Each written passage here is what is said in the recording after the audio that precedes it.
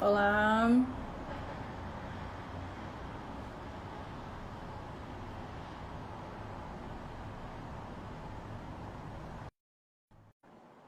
Oi, oi, gente, tudo bem? Olá, doutora, tudo bom? Oi, tudo bom? Me ouve bem? Te ouço bem, te vejo bem, tudo bem, Ai, que Vi? bom. Todo mundo me ouvindo? Todo mundo empolgado aí? Ah, eu vivo tocando essa câmera, gente, me perdoe. Peraí. Só um minuto. Mas bom Foi. saber que eu acabei de descobrir que dava para fazer live com a câmera ao contrário. Dá para fazer. A questão é que a gente não se acha, né? Hoje É, a gente não consegue se achar.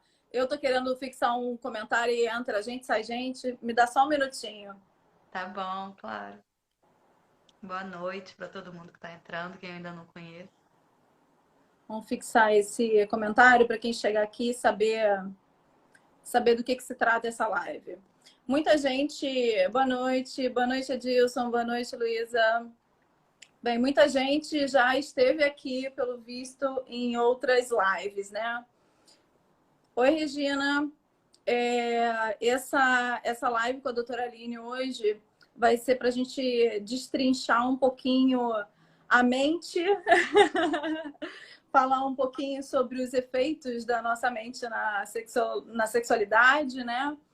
Falar do que pode ser benéfico, o que pode ajudar e o quanto atrapalha de vez em quando.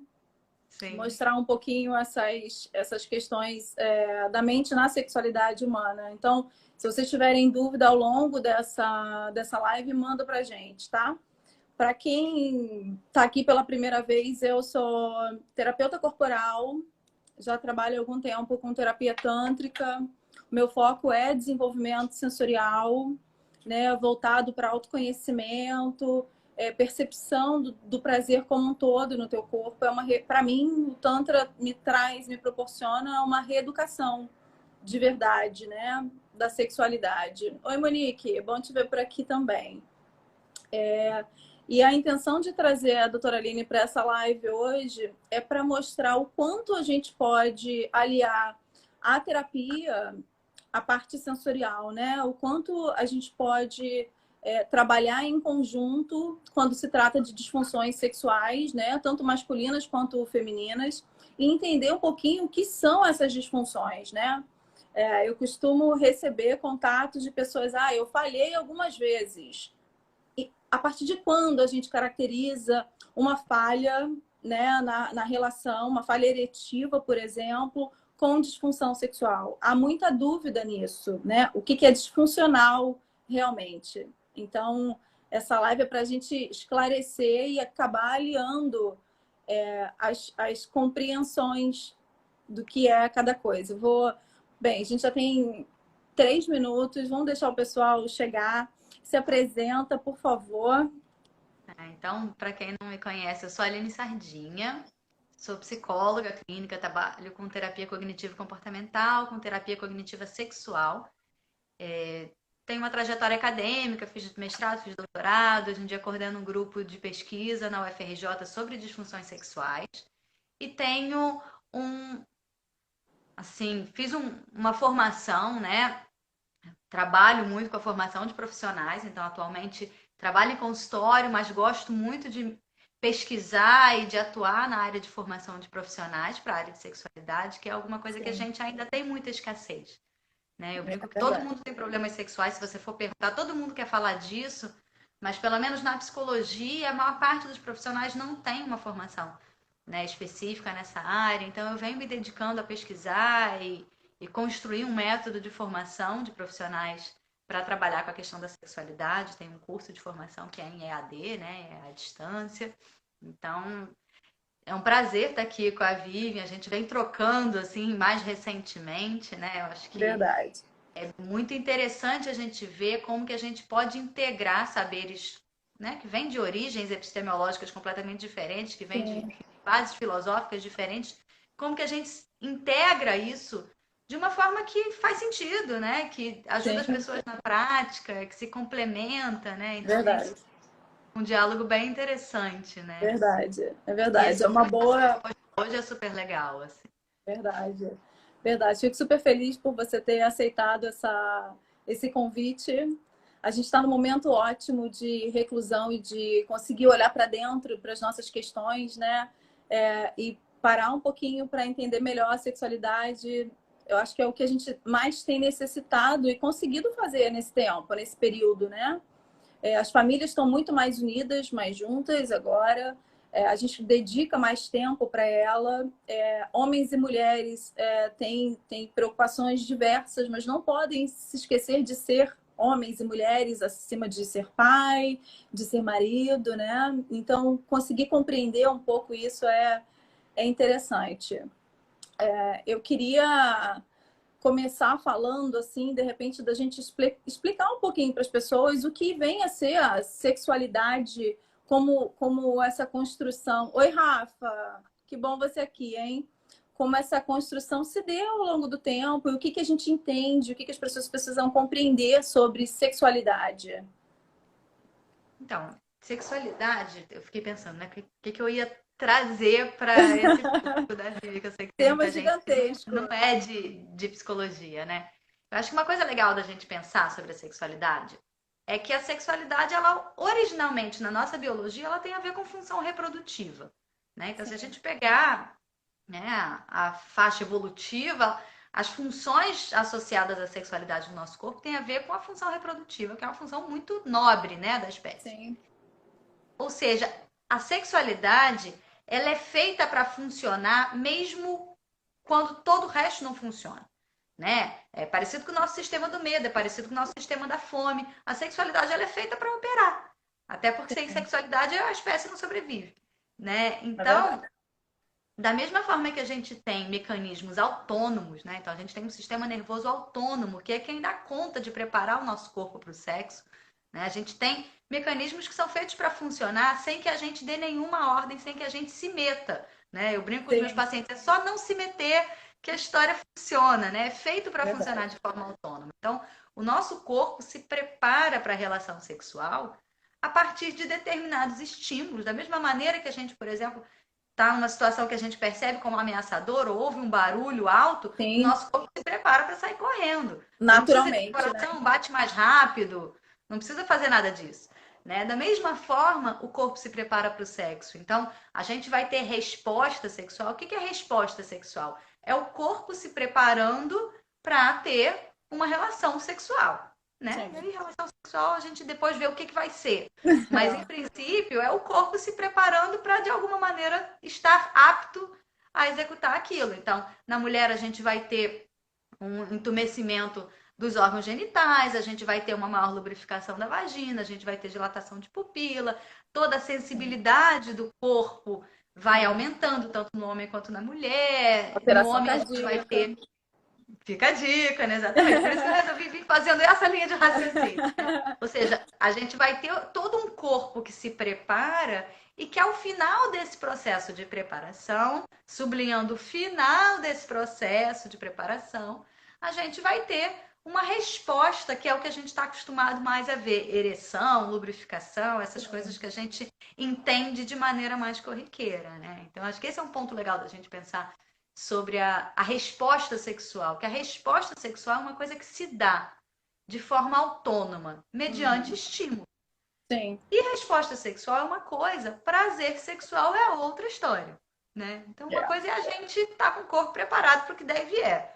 Outra coisa é eu conseguir, e isso foi eu brinco que é alguma coisa que o fabricante colocou, né, na mistura aí para a gente querer fazer isso com mais frequência, né? Então, de alguma forma, a gente ganhou a possibilidade de ter prazer com o corpo e de descobrir que através do corpo a gente tem prazer e esse prazer pode ir escalando, escalando, escalando. E aí eu vou deixar a Vivian falar mais dessas curvas orgásticas, né?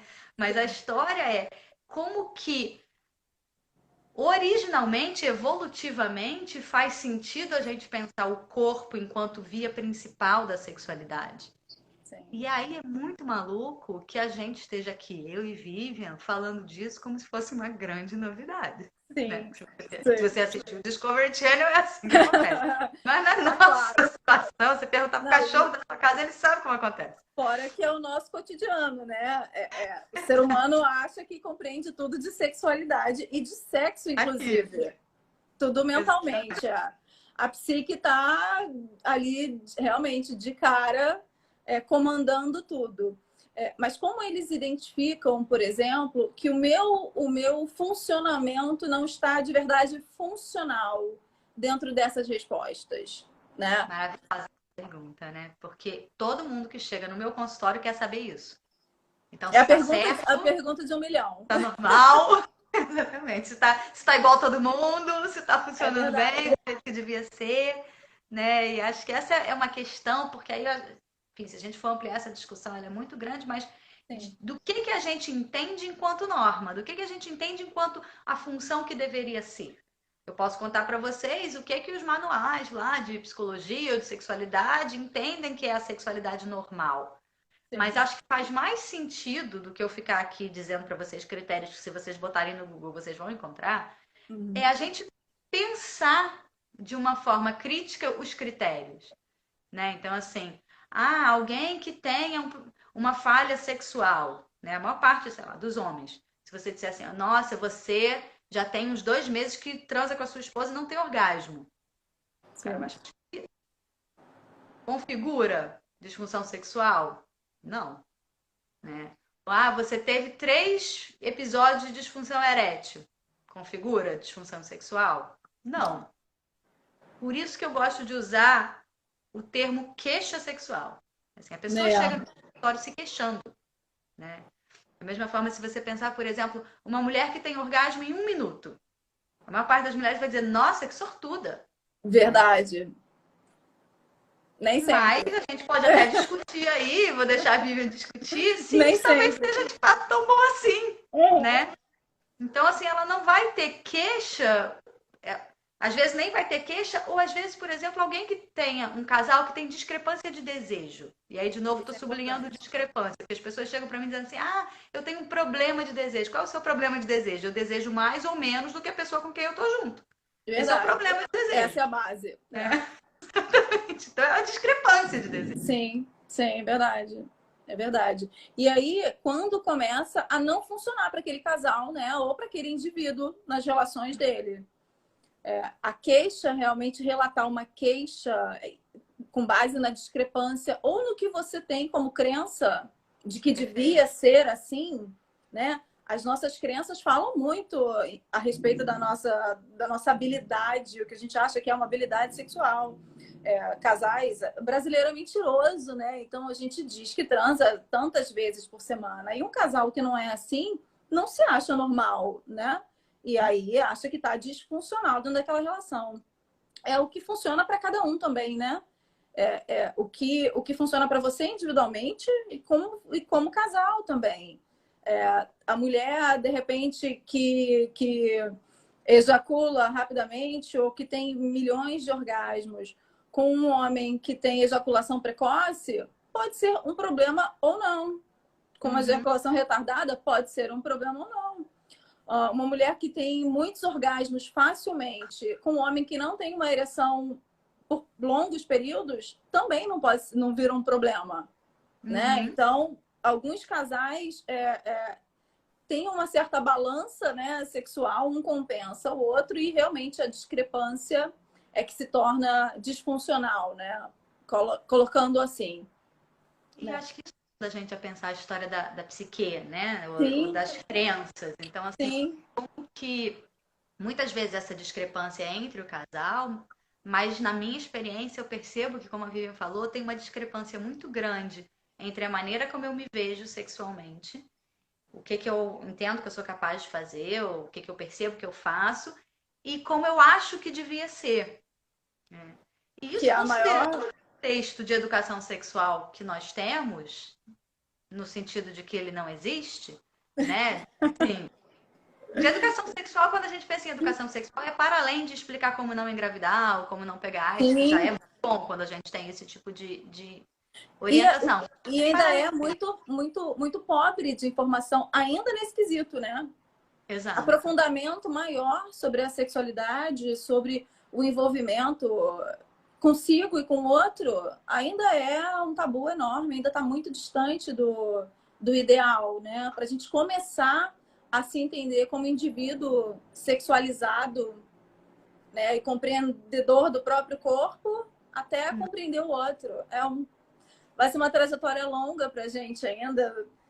Você tem muito mais base que eu para falar a respeito, mas a gente vê dentro de consultório, dentro dos atendimentos, o quanto tem de desconhecimento de si mesmo, do próprio corpo, anatomicamente, emocionalmente, de lidar com o prazer, com o teu par. Eu recebo muitos casais com essa discrepância de que sozinho eu tenho um ótimo funcionamento nos meus tempos comigo, na minha masturbação, mas que com o par você não tem essa mesma fluidez.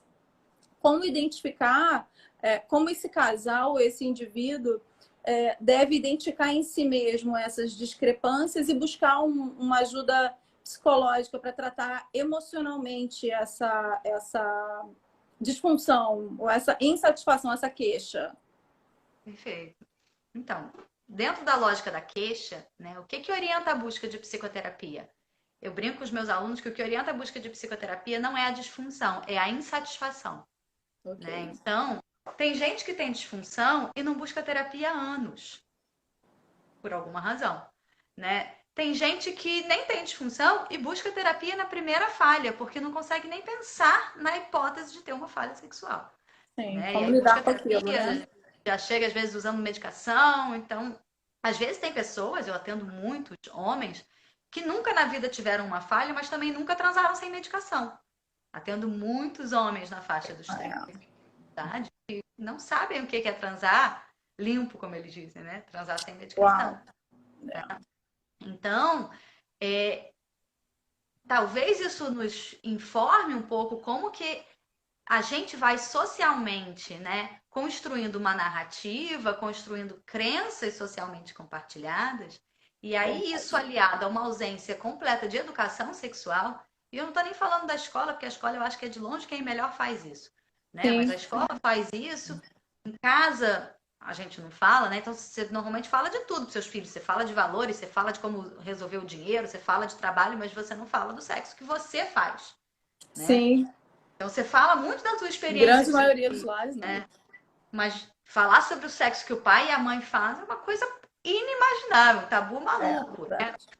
E é alguma coisa que, então, assim, a maior parte de nós aprende sobre sexualidade ou de uma forma muito técnica ou ouvindo por aí, vendo por aí. Né? E aí, o que a gente ouve? Como você estava brincando, que as pessoas são mentirosas, né? O que a gente ouve? Uma narrativa dominante. Que ninguém tem coragem de falar o contrário. Quem tem problema, quem não tem problema, todo mundo fala a mesma coisa. Tá tudo maravilhoso, nossa, eu tô pegando todo mundo. Enfim, sim. gosto loucamente, 3 vezes por semana, né? Então, pleno, assim, sempre. Incrível, sempre nossa. 30 dias depois do parto já tava como? Louca, explodindo de desejo. Uau! Então, assim, e é isso, essa é a narrativa dominante, inclusive entre os profissionais de saúde, né? A gente tá falando da questão do parto, as pessoas acham de fato que a mulher tá liberada, né? Então não tem lesão ali no introito, está resolvido, né? Então, assim, são questões que eu estou falando aqui, tanto do ponto de vista familiar, quanto do ponto de vista institucional, quanto dos próprios profissionais de saúde, são narrativas que a gente não tem oportunidade de questionar. Nem abrir aqui ainda a caixinha da pornografia. Não. Né? Que eu brinco que a caixinha da pornografia é tipo eu aprender a andar de bicicleta assistindo canal off. Né? Então, como é que eu ando de bicicleta? Igual aquele homem do off? Tá, não é, né? Exatamente. Assim, aquilo é entretenimento. Excelente analogia. Ou seja, não guarda nenhuma relação com a realidade. Mas se eu não tenho dado de realidade, se eu não sei dos meus amigos, se eu não sei de como era da minha mãe, da minha tia, da minha avó, como que eu vou saber como é que é o sexo de fato na parceria, né? Ai, tanta gente querida aí, tem um monte de gente querida. Que legal, né? Muita gente boa entrando. Então, falando da caixinha, abrindo a caixinha já da pornografia, que é onde vem a nossa base de educação sexual, é toda essa. O tabu. Oi, mãe. Minha mãe também tá aqui. Rafa, tô sentindo falta da tua mãe aqui, hein, Rafa? Não vi a dona Dulce entrar por aí ainda. Mas falando da caixinha da pornografia, eu me recordo, eu não sou tão velha assim, mas eu também não tive essa educação sexual e a gente vai de verdade buscar como recurso a pornografia e a reproduz o tempo inteiro.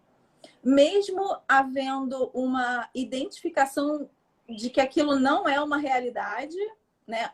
Performance, duração e tudo que envolve a pornografia, que para alguns casais ou alguns indivíduos podem ser benéfico, mas em grande maioria não é.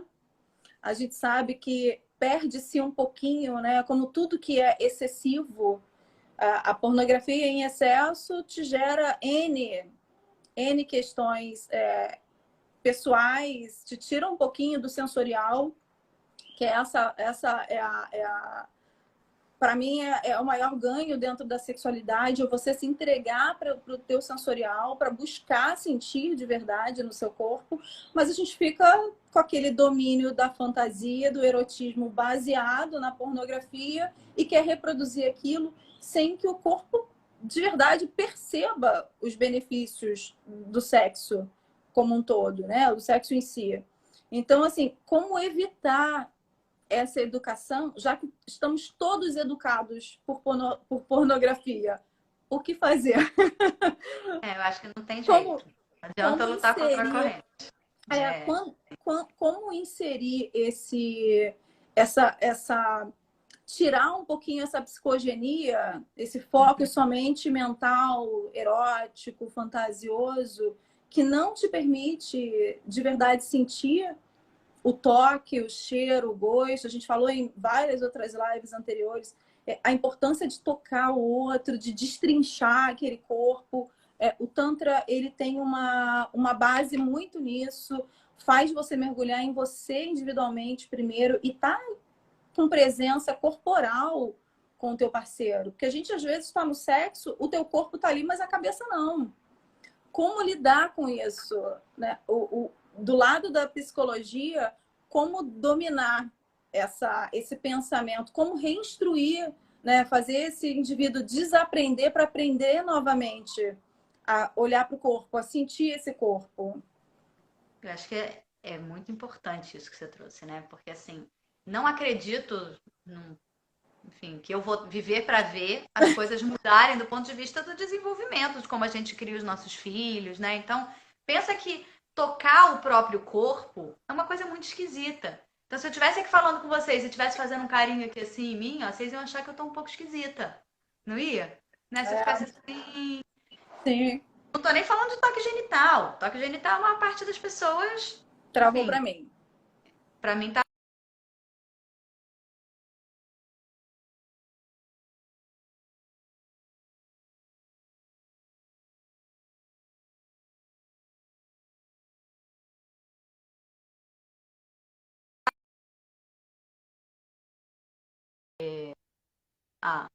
Estamos todos? Ok, perfeito. Então, na verdade, a gente não tem nenhum fomento do hábito de se tocar.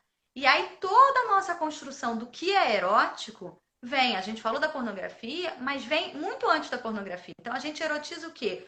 Um corpo jovem, a gente erotiza o corpo magro, você entra numa banca de jornal, e aí, para ser antiga, né? Porque basta você abrir um celular, você só vê gente já linda. denunciou a nossa idade, né, Aline? Exatamente. Então, assim, você só vê o tempo inteiro gente linda, né? Então parece que sexo é coisa que só gente linda faz.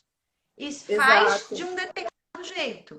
E é interessante que nesse jeito, como as pessoas lindas e jovens transam loucamente, elas têm desejo a priori, elas olham uma para a outra, assim, distante, platonicamente, ou elas têm uma ideia, e aí elas experimentam o desejo. Seu corpo automaticamente se prepara para o sexo. Quando tira a roupa, já está tudo pronto. Ninguém encostou ainda. É só telepático. Só platônico. Só o poder da mente. Só o poder da mente. Ninguém encostou ainda E aí, dali a gente vai encostar duas partes, basicamente, do corpo, um pouquinho mais, talvez, Sim. e conseguir que todo mundo goze de preferência ao mesmo tempo, A né? maior, Então, a maior falar enganação, a maior multitasking. enganação sexual é essa sincronicidade de orgasmos em conjunto. Por que que a gente complica? Me conta. Eu acho que é Por exatamente quê? pela maneira como a gente é socializado, né? Então, acho que é Sim, muito cultural. Como que a gente aprende a desconectar o sexo do corpo. Então, em sim, nenhum momento a gente aprende que tocar o corpo, que, por exemplo, se eu toco no corpo de alguém e arrepio essa pessoa, e se eu não faço isso intencionalmente, é um problema social, né? é Então, verdade. são, a gente entender que o nosso corpo ele é a principal fonte de estimulação sexual, parece uma loucura o que eu estou dizendo para vocês. É como se Sim, eu e dissesse, ele é gente, inteiro. Não, e ele é inteiro, não é inteiro só o genital. orgástico. Né? Exatamente. Não é Talvez aqueles você possa falar desse pontinhos. processo de sensibilização, né, do Sim. corpo. E E acho ele é. que esse é um ponto muito importante de como que a gente aprende a se desconectar e o meu trabalho é ajudar as pessoas a fazerem o caminho de volta, né? Sim. Mas em que sentido? E aí foi nesse sentido que eu achei a Vivian na minha vida, né? Porque, enfim, a minha prática não tem a ver com toque, né? Tem a ver Sim. com desmistificar crenças. Então eu fico ali desatando os nós e fazendo as pessoas mudarem a maneira como elas aprenderam a pensar o sexo. Sim. E aí, na hora Se que elas veja dali a ali. uns meses finalmente se convencem que, então eu tenho que encostar no meu corpo e no corpo do parceiro, Mas Precisa. antes de transar, antes, durante, depois, ao longo do dia, você tem que encostar assim na pessoa para que a pessoa, enfim, responda Sim, despertar. sexualmente. Despertar isso, né? A gente não, a gente é impressionante como há uma dificuldade de se tocar e de tocar o outro, porque assim, o sexo pra gente, ele é sacanagem, né? Eu odeio essa palavra. A O ideia, sexo é né? sacanagem. Então, nunca se vê o sexo ou tocar o outro de forma respeitosa, de forma mais singela. E aqui eu não estou dizendo, gente, que você precisa defender que o sexo tem que ser o tântrico, com 3 horas de duração. Mas que mesmo o sexo de 15, 20 minutos, que você esteja ali fora do domínio da tua mente, fora de questões de poder, inclusive, porque o sexo ele é poder, ele é domínio do outro, né? Ele é uma maneira de você manipular o outro. A gente vê muito isso em casais. Então, assim, trazer de volta para o corpo e fazer esse indivíduo entender que tudo bem estar pronto na sua cabeça porque você fantasiou, desejou aquilo, mas permitir o teu corpo sentir, o ganho é extraordinário. É o que a Rafa está falando aí, se entregar para aquele momento, tá ali de verdade, de corpo presente, e não só com a mente te dominando ou te dizendo como você vai ser conduzido, porque você já pensou em tudo isso ao longo do dia, né? Você tem uma crença de que precisa ser de uma maneira. Seja nós mulheres que precisamos sentir aqueles orgasmos de ver unicórnios, estrelinhas e se diluir na mente, o que nem para todo mundo é assim. Eu atendo muitas mulheres e na prática a gente está sem sensibilidade genital. Uhum. Todo esse sexo que a gente faz e esse estímulo pobre do nosso genital mostra pra gente de que tudo que a gente sente está na cabeça. Então, todo aquele orgasmo maravilhoso desenvolvido na sua mente quando você recebe o sexo oral, ele de verdade não está mostrando no seu corpo. Porque o corpo fala, o corpo vibra, o corpo muda a temperatura, o teu corpo altera os batimentos cardíacos. Eu digo, inclusive, que o teu corpo é capaz de ter orgasmo sem que ninguém te encoste. Só você dominando formas de respiração, inclusive, carregando o teu corpo de energia. Porque assim, a gente não sabe de verdade o que é um orgasmo. Você não sabe. Muita gente não sabe que você necessita da construção de um desejo. Ele precisa aumentar a tensão de estímulo do seu corpo para essa tensão explodir e relaxar num orgasmo. Então a gente já quer estar tudo pronto. Pensou em sexo o dia inteiro, erotizou totalmente, mas não permitiu o corpo sentir. Você ainda está na cabeça. Então a minha briga o tempo inteiro é para fazer as pessoas se desconectarem do que elas pensam a respeito de sexo, a respeito do prazer e a respeito de como deveria ser uma vida sexual saudável, ativa ou não para aquela pessoa, e derrubar todas essas barreiras e trazer de volta para o corpo. Se entregar, entregar o corpo à experiência, seja você sozinho, seja você com seu parceiro, seja você numa sessão de terapia corporal, mas entregar o teu corpo sem o domínio da mente. Nas sessões de terapia tântrica, a gente induz, através de respiração, que você entre num estado de meditação. Então, você imagina trazer uma pessoa extremamente sexualizada, que está habituada a ver o outro, porque o nosso sexo ele é extremamente visual, ele é erótico, então você vê, você responde com trejeitos faciais, com trejeitos corporais que induzem o outro também. Você responde o sexo com toque, com cheiro, com gosto. E esse indivíduo vem para a terapia e dá de cara com uma sessão onde ele tem que respirar, como se ele estivesse meditando. Ele não pode pensar, ou ele não deve, porque senão ele não aproveita o processo. Ele não olha e ele não toca. O que a pessoa pensa? O que eu faço sozinho agora comigo? Só recebendo um estímulo, sem fantasiar. E aí é toda a mágica que acontece dentro de uma sessão, seja você na tua casa, se tocando, quando você abandona o controle da mente. Quando você permite que o teu corpo se expresse de acordo com o estímulo que ele está recebendo. E aí é sensacional, porque o desenvolvimento ele não para. A gente faz o sexo pobre, vem falando isso por várias vezes.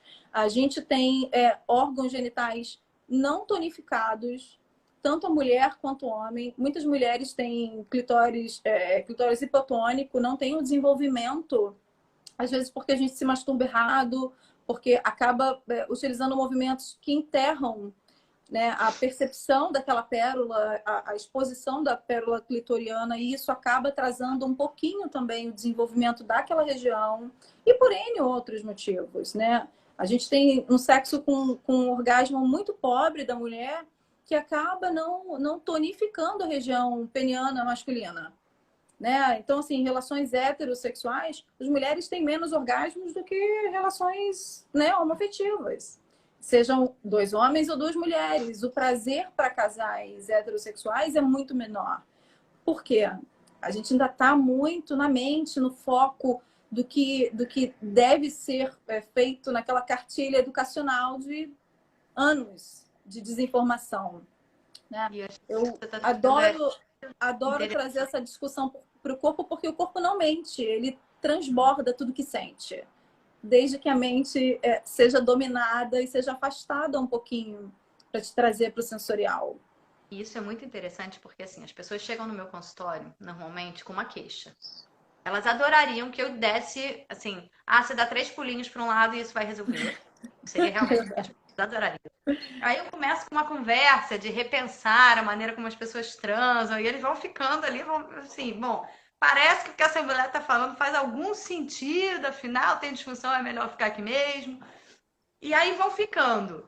Mas na hora que eu começo a falar, né, dessa questão de trazer para o corpo, de tirar essa forma pré-aprendida, pré-moldada, né, de fazer sexo, e eu acho que isso é importante a gente falar, que até esbarra muito no que as pessoas acreditam que eu, enquanto profissional de saúde, vou fazer. Porque normalmente o profissional de saúde é aquele que oferece ferramentas, é aquele que oferece solução, é aquele que vai dar uma medicação ou que vai dar uma técnica, que vai chegar e vai dizer assim, se você fizer assim, você vai ser bom de cama.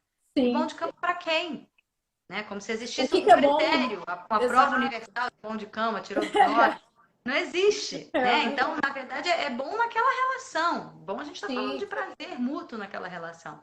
Mas parece que existe um jeito certo de transar, parece que existe um jeito certo de sentir, né? Então, as mulheres falam muito disso. Eu não sei se eu me excito o suficiente, eu imagino que não, né? Mas também não sou eu que digo isso. Então, assim, eu não sei se o meu orgasmo tá bom, eu acho que tem muito disso que você está colocando, né? Então, como que a gente vai aprendendo a se perceber ou a não se perceber?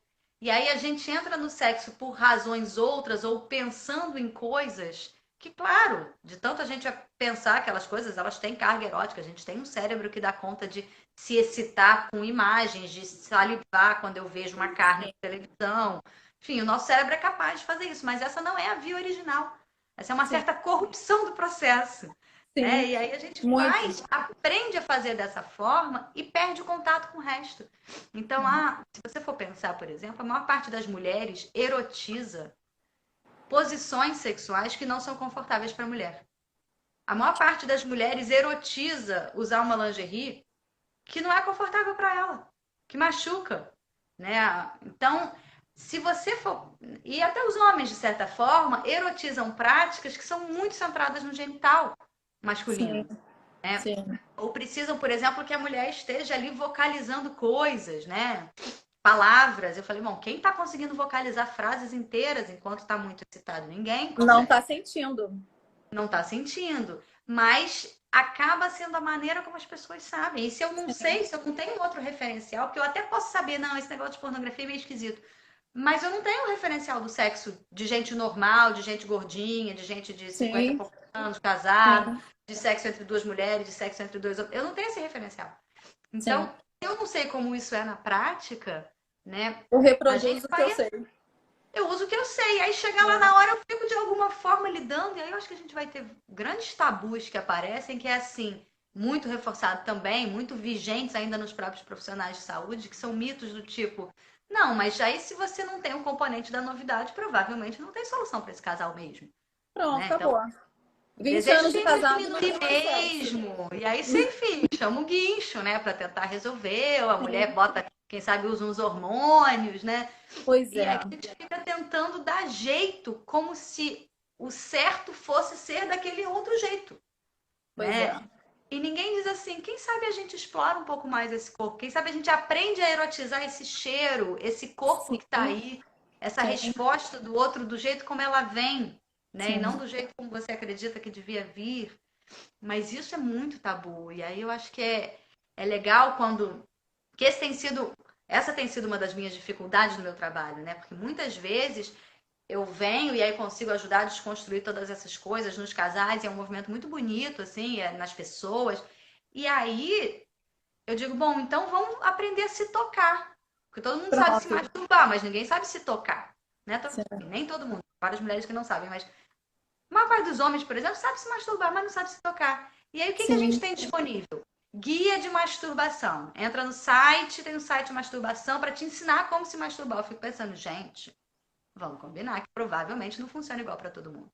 Verdade. Né? E aí é onde eu me vejo que as pessoas falam assim, mas como que eu faço? Se eu não posso fazer do jeito que eu fazia antes, como que eu faço? E aí eu digo, descobre, passa um óleo, arruma um tempo. Explora o corpo com tempo, com prazer. Sim. E aí, 1000 crenças vêm na cabeça das pessoas e as pessoas não conseguem aderir a esse dever de casa. Mulheres por vários motivos e homens por outros motivos. Então, assim, nossa, masturbação feminina é tabu. Autocarinho masculino, muito mais tabu. Muito. Mas é um cara que consegue se masturbar sem centrar no pênis, no máximo um testículo. Nossa. No máximo. Mesmo assim, já é o cara desconstruído. Não, se mandar ele se tocar e dar prazer pro corpo sem ter que tocar no pênis, acabou. Tipo... Nem entendeu o que você falou. Não, não. E eu vejo também que as pessoas não compreendem o envelhecimento natural, né, da vida, o amadurecimento da vida. A gente ainda está muito preso na performance sexual dos 20 anos. Colágeno e testosterona. A gente está pegado, a gente não se desapega dessa era em momento nenhum. E aí você tem um casal que envelhece junto, ele tá com 50 e ela com 40 ou mais, e não compreende que os seus tempos de percepção do prazer, a tua carga erótica, vai necessitar de um tempo maior. Né? Todo mundo quer para ontem. Todo mundo quer uma ereção. A gente cobra ereção.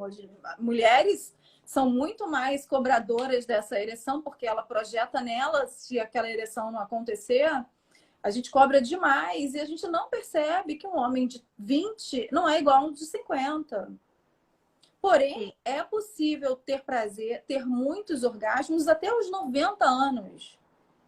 Você tem homens e mulheres E A aí, possibilidade da como gente poder ter prazer sem ter ereção, por exemplo. sem ter ereção? Gente, Sem ter lubrificação necessariamente. eu atendo muitos homens, né, de alta idade, a partir de 60, 70 anos. Eu amo um caso de um paciente sem próstata que em algum momento da massoterapia dele, ele sentiu um certo tesão, né? Ele não tinha próstata, ele já tinha feito tratamento para retirada de câncer, quimioterapia, N aspectos e nunca mais tocou no pênis.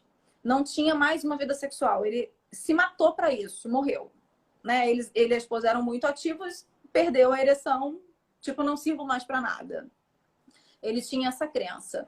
E numa primeira sessão, quando chega um caso de uma disfunção sexual balizada em disfunção erétil, eu costumo trabalhar todo o corpo sensorialmente sem tocar no pênis. Ele vai entender e ele vai perceber que ele tem prazer em todo esse corpo sem que seja necessário tocar o pênis. E aí eles enlouquecem porque não tem noção de como isso acontece. Como eu senti tanto desejo, tanto tesão, sem tocar no membro, né? Ainda há essa necessidade muito grande com pacientes de alta idade, mais ainda. E esse interagente, esse cliente, ele teve tantos orgasmos secos, sem um mínimo de ereção, que ele não entendia. Então, a gente induz uma sessão onde você esteja de olhos fechados, você interioriza as sensações, observe o toque sem pensar nele, só sentir o toque, o estímulo, e ele não conseguia parar de falar, porque era tão surpreendente não ter o toque, mas ter orgasmos, que ele falou assim, não acredito, eu tô tendo mais orgasmos agora do que quando eu tinha uma ereção de verdade. E aí você vai mexer naquele pênis, mesmo flácido, ele sente. Mesmo com uma retirada de próstata, ele sente. Toda a inervação do pênis está ali. Ele precisa de estímulo, ele não vai ter mais aquela carga de sangue, né, nutrindo a região, mas o estímulo bem aplicado no local faz maravilhas. Então, assim, a gente trabalha com homens com disfunções sexuais que não têm ereção, mas ejaculam. E eles não conseguem entender que são sistemas distintos, né? A ereção e a ejaculação. Então, vale a pena quebrar um pouquinho essa barreira de pensar somente no falo. Eu sou somente uma ereção. Você tem um corpo enorme. Por que localizar e penalizar todo o resto, imaginando que eu só tenho prazer na ereção? Tanto nós mulheres quanto homens, mulheres, é isso que eu ia te sim, dizer. A gente cobra essa ereção do parceiro. E se você parar para analisar o nosso sexo hétero, né, penetração vaginal, nem te proporciona tanto prazer assim, né? O que você sente no teu canal vaginal é menos de 1/3 das sensações que todo o seu corpo te proporciona, que você tem nos lábios externos, nos lábios internos, no canal do clitóris, na própria pérola. Então você tem tanta coisa para estimular, para descobrir num corpo, por que focar só em regiões já conhecidas? Mas aí é Né? que vem o meu trabalho, né? Que é exatamente a gente desconstruir, porque se você pegar a maneira como eu, né, sempre acabo perguntando um pouco de como é que as pessoas estão transando quando elas têm disfunção. Estão perguntando aqui se Sim. sem a próstata tem orgasmo. Tem sim. Claro, porque são vias Você separadas. não vai ejacular. Sem a próstata não tem ejaculação. Mas prazer você tem no corpo inteiro. Então, um senhor de idade não precisa ser condenado a não viver uma vida com prazer. Ele pode desenvolver as sensações do corpo dele, permitir ter um desenvolvimento para que ele tenha um sexo satisfatório com a parceira dele. Ele não precisa de uma ereção para isso. Sim. Desculpa. Não, acho que é legal a gente poder falar dessas coisas porque são questões, né, muito básicas que são de desconhecimento público. As pessoas não sabem.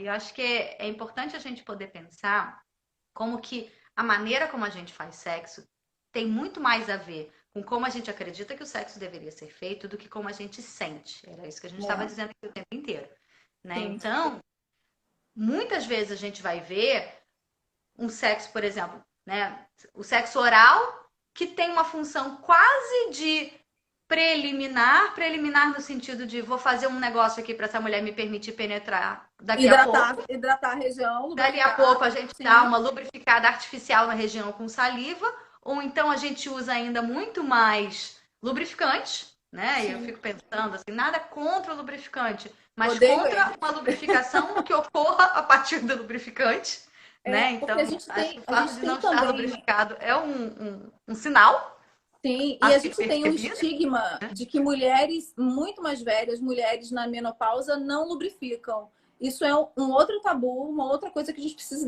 derrubar. As mulheres, mesmo na menopausa, lubrificam.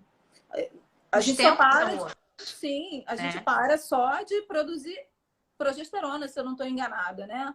É. Quando a gente entra na menopausa. Mas as glândulas estão todas lá, as glândulas de estímulo para lubrificação. Outro dia O que desse que um falta? casal, outro dia um casal que eu Conhecer. atendo, né? Eles me contaram, eles já são mais de meia idade, e eles me contaram que eles tiveram sexo, que eles disseram assim, durou a tarde toda. A gente começou a ver um Ah, que filme, delícia. aconteceu, e eles foram se estimulando, e foi tão legal, porque isso assim, eles conseguiram botar em prática sozinhos um monte de coisas que a gente vinha refletindo, né? E aí Ótimo. ele teve ereção sem medicação depois de muitos anos.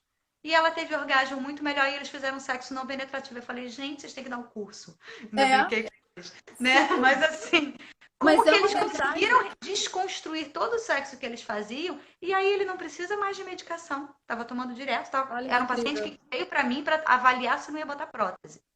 Não precisa Uau. de medicação, Qual a né? idade? Não foi, ele tem 60 e poucos anos e ela tem Não tem por volta de necessidade. 50.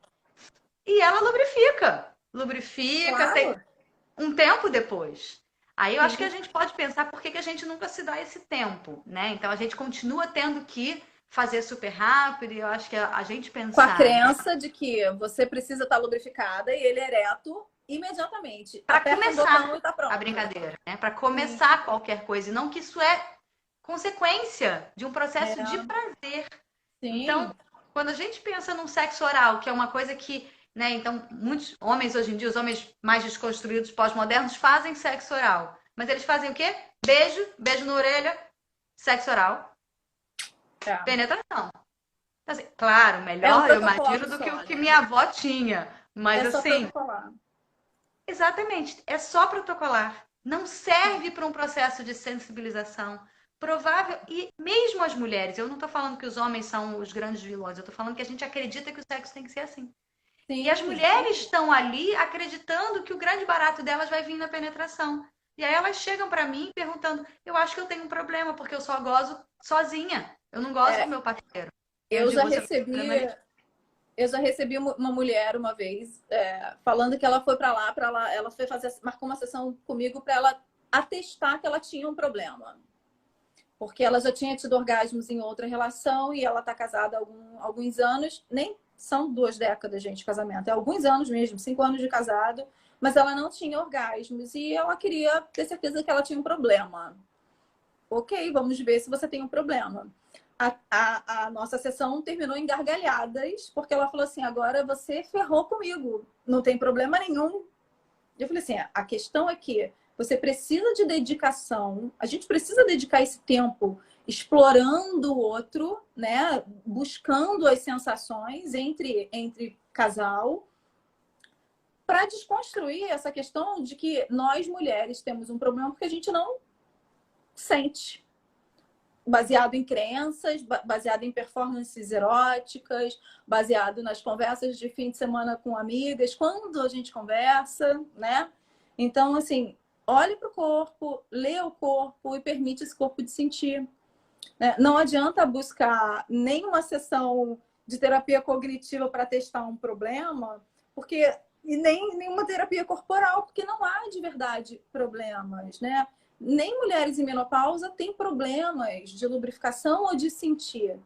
Mulheres, principalmente. A gente tem um órgão só para isso, especialmente para isso, para nada mais. Então, dá para ter uma plenitude na vida sexual com estímulo em qualquer idade. Desmistificar essa questão de que a gente envelhece. Nossa, a nossa qualidade de vida nos permite viver até 80, 90 anos. Imagina se você encerra a sua vida sexual com 65, porque envelheceu, né? Mas não É um é isso. pecado tamanho. Muitas mulheres vão te dizer, e me dizem no consultório assim, não, mas eu não consigo nem ficar nua mais na frente dele. E eu não estou falando de mulheres de meia idade, estou falando de mulheres de Uau. 30 anos que já não estão mais no padrão. Então eu não tenho desejo porque eu não tô bonita. Eu preciso primeiro perder 20 quilos para depois não sei o que, para depois ter desejo. E aí eu digo, eu acho que talvez a gente possa ampliar o teu repertório erótico. Não tô nem Sim, falando sensorial, né? Porque isso sim, dali a 2 meses. Por enquanto a gente tá só falando de aprender a erotizar um corpo normal. Aprender a sim. erotizar o corpo do seu marido sem ter que ficar fantasiando uma outra E coisa. sem buscar padrões, né? Sem querer se encaixar em rótulo algum. A gente está brigando tanto por isso, né? De não rotular as pessoas, mas ainda assim a gente busca entrar em caixinhas, né? Que determinam quem você é ou que comportamento você deve ter. O homem não explora a área do períneo. É um prazer incrível a área do períneo para o homem. Por quê? Porque há uma construção baseado em tabus, de que só homossexual sente naquela região. E é uma das mais prazerosas. A própria próstata proporciona um prazer masculino muito similar ao que nós mulheres sentimos com o clitóris. É um prazer incrível que, em muitas vezes, não requer ereção para você ter orgasmos mais intensos com toque de próstata. Então, derrubar um pouquinho essas crenças que acabam bloqueando a gente de ir além, né, de experimentar um pouco mais dentro da intimidade do casal ou de você consigo mesmo, permita, gordinha ou não, acima do padrão ou não, ser contemplada, né? Permita que o teu parceiro, a tua parceira seja devoto desse Te corpo. olhe, te toque, né? Sim, né? Seja só Mergulhe em você. Mergulhe em você de verdade. Para mim, esse é o maior aprendizado. A gente tem um tempinho ainda que eu A queria gente falar tem de uma 10 coisa. minutos. Tá, então vou falar bem rapidinho, mas uma coisa Voa, que eu né? tenho observado muito no consultório é assim, muitas mulheres que não têm problema de orgasmo, mas que, mulheres e homens que acreditam que uma vez que a ereção se dá e que a penetração começa, só sai dali, ou seja, que a ereção não oscila. Então só sai dali depois da ejaculação. Né? Os homens acham isso, tanto que qualquer mudança de posição, qualquer colocar camisinha já vira um problema. Sim. Mesmo para os mais jovens, mas para os mais experientes, mais ainda, né? Então, assim, mas as mulheres também acreditam nisso. Então a gente percebe que essa história de que uma vez ereto só vai perder ereção na hora que depois que ejacular é uma coisa que aprisiona os homens e também aprisiona as mulheres a buscarem orgasmos muito rápidos. Então, se Sim. ela acredita que a chance dela gozar é antes que ele goze, aí fica ele tentando aumentar o tempo de penetração e Vira uma ela neurose. gozando a qualquer custo. Desconecta dele, Sim. fica lá tentando fazer qualquer coisa, pensa em não sei o que para tentar, pensa numa coisa muito erótica para tentar transformar e se desconecta completamente do Do estímulo. corpo. Então, assim, o que eu preciso? Quem sabe agora, no meio da penetração, eu falo, fulano ou fulana, vai lá e faz um outro estímulo. Sim. E entender Né? que o sexo, depois que você compreende que o sexo não precisa de um pênis ereto, isso fica muito mais simples. Eu costumo conversar muito de que se você acha que o teu tempo não é satisfatório para aquela mulher, derruba essa sua compreensão de que você precisa da ereção para você dar prazer para ela. Problema algum, não há problema algum o homem ter uma ejaculação e continuar o sexo para dar prazer para aquela parceira. A gente se condiciona tanto, se cobra tanto de que o prazer é só ejaculatório para o homem, que muitos homens sequer conseguem compreender os platôs de orgasmo, que são muito mais claros e mais visíveis nas mulheres. Homens quase não têm. Então, o homem experimenta um orgasmo segundos antes de ter uma ejaculação e é só isso que ele conhece. É possível ter orgasmos mais longos, bem construídos, mas desde que você derrube essa tua crença e essa sua obrigação de proporcionar prazer para o outro com essa ereção somente. Ok, não funcionou, ejaculou em 10 minutos numa transa porque estava cansado ou porque estava com a cabeça em outro lugar. Não termina aquele sexo simplesmente porque, assim, eu atendo pessoas com ejaculação precoce e ejaculação precoce é aquilo, né? 3 minutos de estímulo no corpo já ejaculou. Muitos homens ficam deprimidos depois da ejaculação, que é o ápice do teu prazer, mas deprime. Sim. Ok, respira e volta a sentir, volta a se conectar com você. Entende que o teu corpo tem uma plenitude a mais de ser alcançada no sensorial, no sentido que na tua cabeça. Porque o que acontece na maioria das vezes? Um homem que vem para uma consulta com terapia corporal, para trabalhar melhor os tempos, os controles ejaculatórios dele, sempre numa primeira sessão está deprimido. E aí você para conversar no momento da sessão, respira, sente o teu corpo, volta para você, porque há uma cobrança tão grande,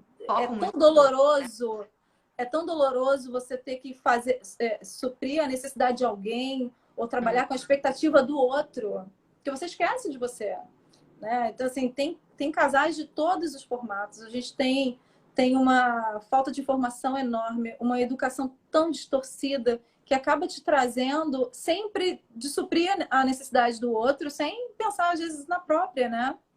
Então, eu sempre brigo, por favor, traga para si mesmo, permita o teu corpo sentir e não precisa entregar o prazer para o outro. A gente tem ainda essa noção de que eu dou o prazer para o fulano e ele me dá. E aí é um presente que não chega. Eu costumo dizer isso sempre, é um presente que nunca chega. Então tem que... 5 minutos, gente. Então tem que voltar mesmo a se conectar com você mesmo e permitir o teu corpo fluir mais nessas sensações, porque amplia o desejo, organiza, equilibra os hormônios, melhora a nossa saúde mental, inclusive, a sua saúde psicológica, a sua percepção do que é importante. Benefícios comprovados cientificamente. Sim. De ter orgasmo, de ter satisfação sexual. Sim, precisa. É o que te move, né? Eu acho que é a energia criativa que a gente tem. As próprias parcerias, né? A gente está falando muito de parceria longa, Vínculos. mas parcerias... Sim. De vínculos, mesmo que seja um vínculo que eu estou fazendo com alguém que eu estou saindo pela primeira vez. Sim, né? Eu poder estar ali de um jeito menos ameaçado, um jeito menos defendido, ou seja, eu poder estar ali para ver o que vai acontecer, para ver se vai ser gostoso encostar aqui, encostar ali, fazer esse carinho, fazer aquele carinho. É bom isso demais. parece que eu tô falando de uma coisa maluca. Né? É verdade. Alguém faz uns carinhos, vê como é que você se sente, vê como é que a outra pessoa se sente. Isso é um encontro sexual. Sim, é verdade. Eu li um dia desses no Insta de alguém, e a gente tem 5 minutos, 3 minutos, falando do uso de vibrador, do estímulo com vibrador dentro das relações, né? E muitos homens se sentem intimidados com esse estímulo, né, realizado pelas mulheres durante a relação. Eu costumo dizer, pelo menos para todos os meus pacientes, que o vibrador ele é um aliado. Né? Você não há o que se competir, nem se deve querer competir com o vibrador, porque ele está ligado na tomada, gente. Você não. Né? Então, assim, derruba essa crença também de que você precisa competir com o vibrador e usa ele como aliado dentro da tua relação. Primeiro, para tonificar melhor o corpo da mulher, para fazer ela sentir mais. É importante que os casais experimentem isso entre eles também. E para quebrar um pouquinho a obrigação masculina de estar pronto o tempo inteiro. Se ele conseguir enxergar o vibrador como um aliado dentro desse estímulo a dois, isso vai ser muito prazeroso para o casal. Uma coisa importante das pessoas saberem é que vibrador normalmente é para uso externo. Sim.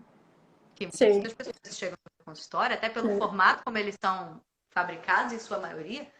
Claro, posso fazer uso interno, mas ele serve para uso externo, principalmente. Sim, que é o maior ganho. Então, assim, são o maior ganho. Funções diferentes.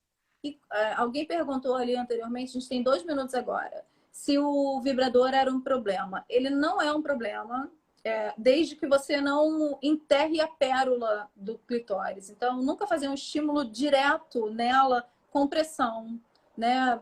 Vai e volta. Dói, né? Incomoda. É até possível você sustentar, né, em alguns toques na própria pérola, mas nunca com vibrador, senão você enterra. Então você acaba ocasionando ainda mais um hipo, né? Ele não sai, não projeta. E o clitóris bem desenvolvido se sente mais. A gente não falou de anatomia, mas já falamos em outras sessões, né, em outras lives. Há ainda um preconceito de nós, mulheres, para consigo mesmo em relação à anatomia da vulva. A gente está ainda lá preso na pornografia e quer aquela vulva plastificada, branca, rosa, com formato igual. Quanto maiores os nossos lábios internos, maior a nossa percepção sensorial ali. Então, Fica a dica, explorem isso, brinque, né? Para descobrir. Não arranque, por favor, não faz. Não faça mutilação genital. A gente tem, né, pena das meninas na África. É, verdade. Trata com carinho, estimule com cuidado, sempre, né? Suave e contínuo, que você tenha um bom desenvolvimento. Olha, a gente tem 30 segundos. Eu queria te agradecer mais uma vez. Rafa, você vai tirar foto, Rafa. Queria te agradecer imensamente por toda a parceria, pelos bate-papos, pelas trocas que a gente tem.